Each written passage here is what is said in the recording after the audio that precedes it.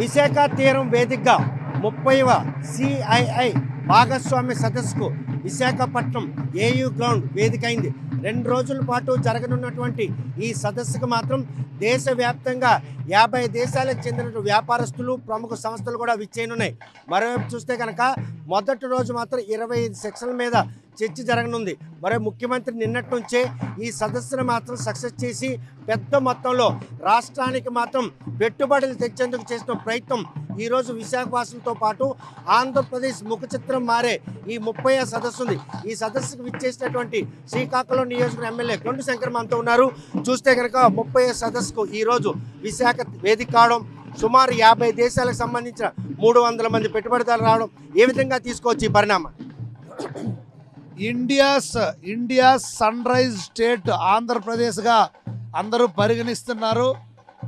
30th CI partnership summit 2025 అనేది ఆంధ్రప్రదేశ్లో జరగడం అంటే అది గౌరవ ముఖ్యమంత్రి సీఎం నారా చంద్రబాబు నాయుడు గారు బ్రాండ్ అంబాసిడర్ అని ఒక నమ్మకంతోనే ఈరోజు ఇక్కడ చేయడం జరిగింది. ఇలాంటి కార్యక్రమాలు నిర్వహించడంలో చంద్రబాబు నాయుడు గారు అండ్ టీం, అలాగే లోకేష్ అన్న గారు ఎప్పుడు ముందుంటుందని ఉద్దేశంతోనే ఈరోజు ఇక్కడ పెట్టడం జరిగింది. ఈ 16 నెలల్లో 20 లక్షల కోట్ల పెట్టుబడులు తీసుకురావడం జరిగింది. ఒక్క నిన్నే చూస్తే పార్ట్నర్షిప్ సమ్మిట్ స్టార్ట్ అవ్వక ముందే తైవాన్ లాంటి కంట్రీస్ వాళ్ళు 3.85 lakhs కోట్ల పెట్టుబడులు ఆల్రెడీ మనకి ఇక్కడ పెట్టడం జరిగింది. దీంతో కుప్పంలో కానీ ఆయా ప్రాంతాల్లో 130,000 ఉద్యోగాలు కూడా వచ్చే అవకాశాలు ఉన్నాయి. అలాగే ఈ రానున్న ఈ 2 రోజుల్లో ఈవేళ రేపు పెద్ద ఎత్తున పెద్ద కంపెనీలు పెద్ద మంది మొత్తంలో ఇక్కడ పాల్గొంటున్నారు. తప్పకుండా ఇది సక్సెస్ అయ్యి మరిన్ని లక్షల కోట్ల పెట్టుబడులు ఈ రాష్ట్రానికి, అలాగే ఈ విశాఖపట్నంకి ముఖ్యంగా ఇదొక సన్ రైజ్ స్టేట్గా అవతరించబోతుంది. కనుక పెద్ద ఎత్తున పెట్టుబడులకు ఆకర్షించబడుతుంది విశాఖపట్నం కూడా. దీనికి నారా లోకేష్ అన్న గారు, అలాగే డిప్యూటీ సీఎం పవన్ కళ్యాణ్ గారు, అలాగే గౌరవ ముఖ్యమంత్రి నారా చంద్రబాబు నాయుడు గారు కేంద్ర ప్రభుత్వ సహకారంతో ఈ రాష్ట్రాన్ని అభివృద్ధి పదంలో ముందుకు తీసుకెళ్ళి ఏదైతే మేము యువతకి 20 లక్షల ఉద్యోగాల కల్పన చేస్తామని మాట ఇచ్చాం, ఆ దిశగా ముందుకి దూసుకెళ్తామని కూడా ఈ సందర్భం తెలియజేస్తాం. విజన్ 2020తో పాటు విజన్ 47 దిశగా అడుగులేస్తున్న నేపథ్యంలో దేశంలో ఆంధ్రప్రదేశ్లో 2వ స్థానంలో నిలపాలి అన్నటువంటి చంద్రబాబు నాయుడు ఆకాంక్షలకు అనుగుణంగా ఈరోజు వివిధ దేశాల నుంచి వచ్చినటువంటి ఇన్వెస్టర్లు అందరూ కూడా ఆంధ్రప్రదేశ్లో పెట్టుబడి పెడతారన్నట్టు ఈ సదస్సు ప్రూవ్ చేస్తుంది. తప్పకుండా దేశంలో 2వ స్థానం కాదన్నా 2047 కల్లా మంది దేశంలో మొదటి స్థానంలో ఉండడం ఖాయం.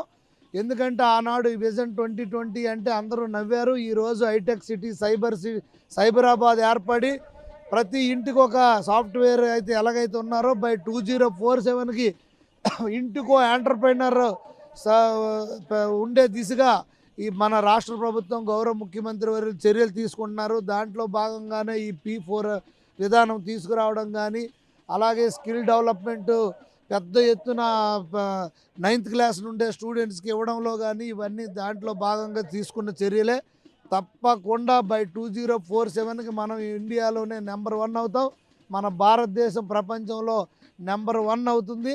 అలాగే ఏదైతే పెట్టుబడులు తప్పకుండా ఈ రాష్ట్రానికి వస్తాయి. గౌరవ ముఖ్యమంత్రి వర్యులు అంటే చాలా నమ్మకం ఉంది. ప్రపంచ దేశాల ప్రతినిధులందరికి కూడా, ఇండస్ట్రీ సెక్టర్ అందరికి కూడా మీకు క్వాంటమ్ వ్యాలీగా దాన్ని తయారు చేస్తాం. అమరావతిని డ్రోన్ హబ్గా కర్నూలు ఏరియాని చేస్తారు. అలాగే ఇక్కడ ఏఐ హబ్గా విశాఖను తీర్చిదిద్దుతాం. తప్పకుండా గూగుల్ సెంటర్ త్వరలోనే శంకుస్థాపన కూడా అవుతాయి. నిన్న కూడా చాలా కంపెనీలకి శంకుస్థాపన లోకేష్ అన్న గారు చేయడం జరిగింది.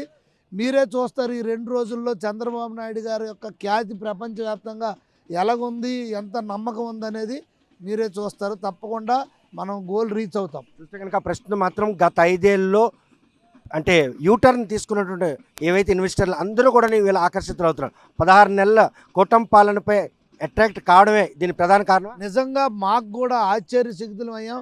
మాకు అసెంబ్లీలో మొదటి సమావేశాల్లో సీఎం గారు మాట్లాడుతుంటే ఇవన్నీ ఎంత తొందరగా, ఎందుకంటే గత 5 సంవత్సరాల విధ్వంస పాలనను తట్టుకొని ఇంత తొందరగా మళ్ళీ మనం ఎప్పుడు రాగలం, ఇంకెన్నేళ్ళు పడుతుందో సార్ చెప్పినవన్నీ అనుకున్నాం. కానీ డే బై డే ఆయన చెప్పిందే తడవుగా నెక్స్ట్ డే రోజుల్లోనే కొన్ని మంత్స్ టుగెదర్లోనే అన్నీ ఇంప్లిమెంట్ అయ్యి గ్రౌండ్ అవుతున్న పరిస్థితి ఉంది. ఈ ఆయన తాలూకా వ్యక్తిత్వం, ఆయన వర్క్ చేసే పటిమ, ఇవన్నీ ప్రపంచ దేశాలు ఎప్పుడో గుర్తించాయి. కనుక బిల్ క్లింటన్ కానీ బిల్ గేట్స్ కానీ ఎలాంటి మహామౌలు అందరూ కూడా ఇక్కడికి రావడం జరిగింది. సత్యనాథల్ లాంటి సుందర్ పిచ్చయ్య లాంటి వాళ్ళందరూ కూడా ఆకర్షితులయ్యి ఇక్కడికి ఈరోజు పెద్ద ఎత్తున పెట్టుబడులు పెట్టడం జరిగింది. తప్పకుండా కూటమి ప్రభుత్వం మీద పూర్తి విశ్వాసం ప్రపంచ దేశంలో ఉన్న ఇన్వెస్టర్లందరికీ ఉంది. ఆంధ్రప్రదేశ్ దూసుకుపోతుంది అభివృద్ధి మరియు పెట్టుబడుల రంగంలో. త్వరలోనే మంచి మనం స్థానంకి వెళ్తామని కూడా ఈ సందర్భం తెలియజేస్తున్నాను. చూస్తే కనుక ప్రస్తుతం ఏదైతే CII 30వ భాగస్వామి సదస్సును కొద్దిసేపటి కింద ఉపరాష్ట్రపతి ప్రారంభించారు. ఈ సదస్సుకు మాత్రం 50 దేశాలకు సంబంధించినటువంటి ఇన్వెస్టర్లు మాత్రం వస్తున్నారు. 40 సెక్షన్లకు సంబంధించినటువంటి అంశాలపై చర్చ జరగనుంది. మొదటి రోజు మాత్రం 25 సెక్షన్లకి చర్చ జరుగుతుంది. ప్రస్తుతం మాత్రం నిన్నటి నుండి కూడాను విదేశాల నుండి వచ్చిన పెట్టుబడిదారులందరినీ కూడా స్వాగతం పలికి వారితో ఇప్పటికే నెగోషియేషన్ చేశారు. 3 లక్షల కోట్ల రూపాయలు ఇప్పటికే MOI కుదుర్చుకోవడం కూడా జరిగింది. ఈ 2 రోజుల పాటు జరిగే ఈ సదస్సుకు మాత్రం ప్రపంచ యావత్తు కూడాను విశాఖ వైపు చూస్తుందనడంలో ఎటువంటి అతిశయక్తి లేదు. 30వ CII భాగస్వామి సదస్సు మాత్రం ఆంధ్రప్రదేశ్ ముఖ చిత్రం మారే రోజు దగ్గరలో ఉంది.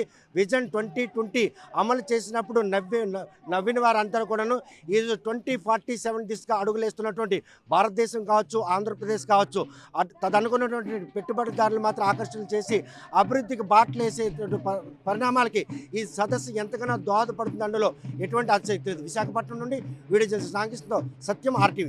చరిత్ర సృష్టించినోడు ఇప్పుడు ఆ చరిత్రని తిరగరాయబోతున్నాడు. అబద్ధాల గోడల్ని బద్దలు కొట్టి నిజాలను రాగా మీ ముందుంచబోతున్నాడు.